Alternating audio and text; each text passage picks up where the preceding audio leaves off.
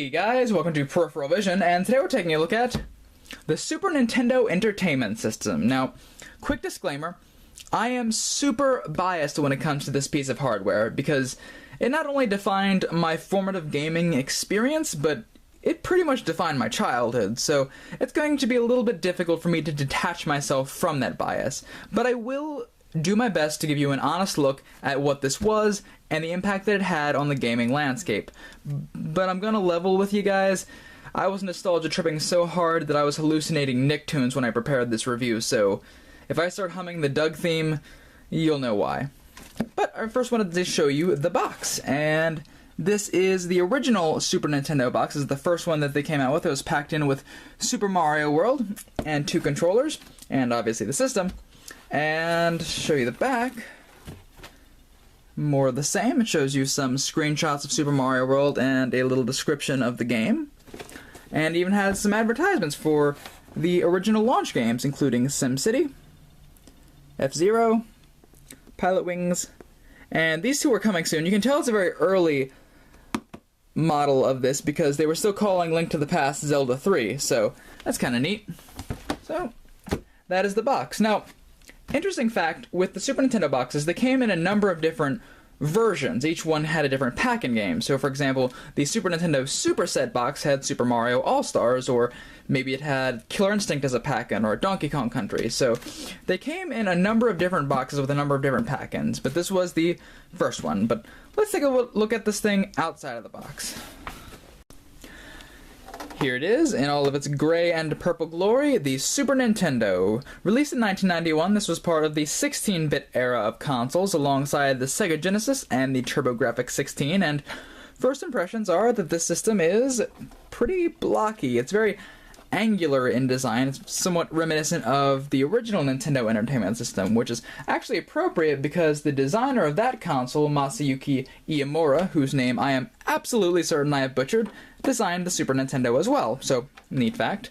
Now, later on down the line, they did release a redesign of the Super Nintendo known as the Super Nintendo Mini, or the SNES Junior. It's a little smaller, a little bit more curved, and it's a review for another day. Now we have to talk about the issue. So, this particular Super Nintendo is completely gray, but it is not common to have a completely gray system anymore. Now, I have one here that you'll notice an immediate difference. Yeah. So, there's a common problem with Super Nintendos, and it is the plastic that they used. And you will see, evidently, that there's some discoloration to it over time. And most Super Nintendos have this, unfortunately.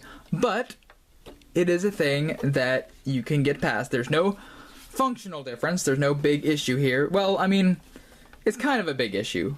Realistically, if you like your consoles to be in pristine condition, this is going to bug you. And for a lot of old school collectors, that's the case. So, my best suggestion was to Frankenstein one. If you can find somebody that works with consoles, find pieces of clean ones and piece them together. And yeah, that's a major downside. But if you don't mind as far as aesthetics, as long as it plays the games, not gonna bother you. Now let's break away from the aesthetic stuff and take a look at the more functional side of things. Starting off with the top of the system, we have a power button, which is in a very satisfying clicky switch. And the power button connects to this little LED light so that you know when it's on, which is very useful so you don't accidentally leave your system on overnight or something. Then we have the reset, which is on a spring, which is also very satisfying because when you want to reset your game, you just kind of want to get it over with. It's not solid like the power one. It feels simpler and easier to do that. And then we have the eject. Now what's cool about the eject is, first off, we'll take any random game. We'll use Super Mario World as an example. The eject simply ejects your game. Nothing too complicated there. Now you'll notice something about these original games, or the earlier Super Nintendo games, and that they have this little groove here. Now the reason for that is, early on in the Super Nintendo's lifespan, they didn't want people ejecting the games when the power was on to prevent them from messing up their game, so they put a locking mechanism so when the power clicked on, it locked into this groove, and you couldn't eject. It wouldn't let you. But so many people were pushing it down anyway, and breaking their games or their systems, that they decided, you know what, not worth the effort. So you'll see in most later games that that groove is gone. So we'll plug it in, click the power on, and you can still eject it. No harm, no foul. Another preventative measure connected to the cartridge slot is a very primitive form of region locking. Now, you can see here, there are these little plastic tabs on the inside on the right and left side, and what they do is they prevent you from putting in games from other regions, such as the PAL region or the Japan region.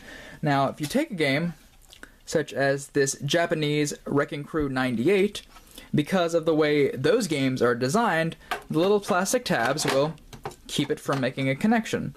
Now, it is a very simple operation to clip those plastic tabs because the innards are the same. All that's really keeping them from playing is those plastic parts. So you could just take a pair of pliers or a sharp pair of something and reach in and clip it. Now, if you're a kid, don't do that, sharp objects, whatever.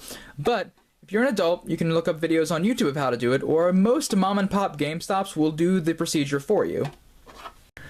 Now on to the front, we have the two controller ports. This is a two-player system, although you can get a multi-tap from various companies that will allow you to play four-player games such as Super Bomberman, and the player ports are marked with little tiny dots which you can barely see, but are in fact adorable. Now the controllers themselves look like this. The Super Nintendo controller is an evolution of the NES controller, being rounded and more ergonomically appropriate, as well as expanding on the buttons from 2 buttons on the original to 8 buttons on this, including the introduction of shoulder buttons. And in general, a lot of people really enjoy this controller. It works well for a variety of different types of games, but again, a review for another day. Underneath, we have this mysterious port that would have been used, I assume, for a Japanese peripheral that didn't make it stateside, or the planned of CD add-on that never came to be. And the back. We have the Nintendo number, which, you know what? It still works. You can still call this number.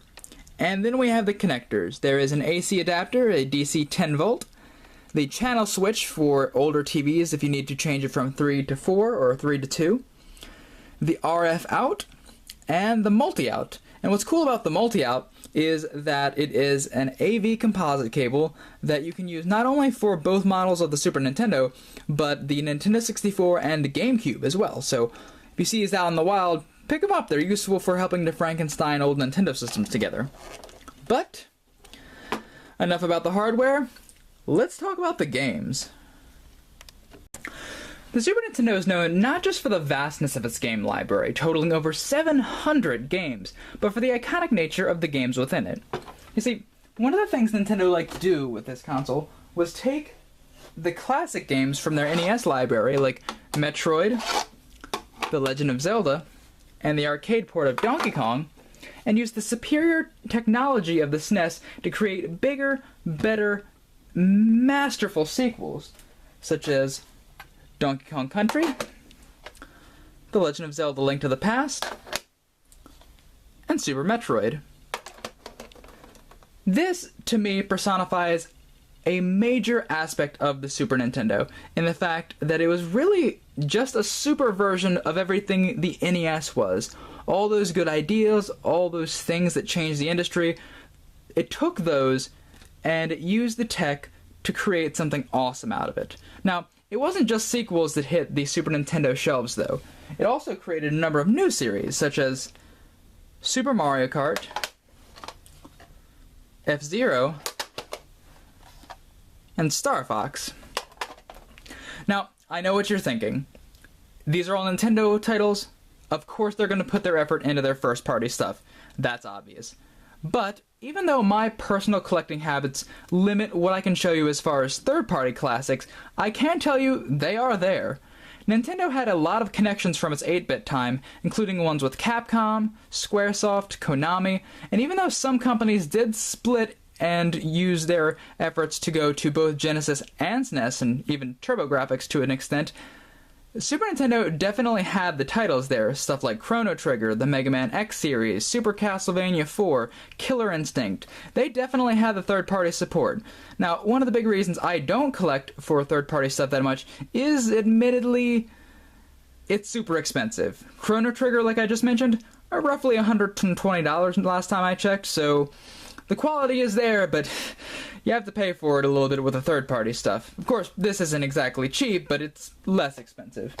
They even expanded the library further with the Super Game Boy, which when connected into your Super Nintendo would allow you to play any original Game Boy game. Sorry, Game Boy Color, this is not for you. So, that's what I have to say about the games. Now, I feel like you guys want me to talk about the 16-bit war between the Super Nintendo and Sega Genesis, but for me, although it's an interesting bit of history, this is directly a review, so honestly it doesn't pertain a lot to that. The Genesis is a great system, I didn't grow up with it, but I think it does a lot of things right. But the Super Nintendo for me will always be my preference simply because it's what I know, it's what I knew when I was a kid. And you know what? I think it's highly recommended.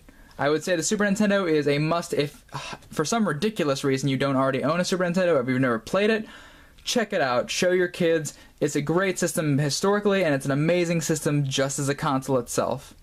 And as always, later days.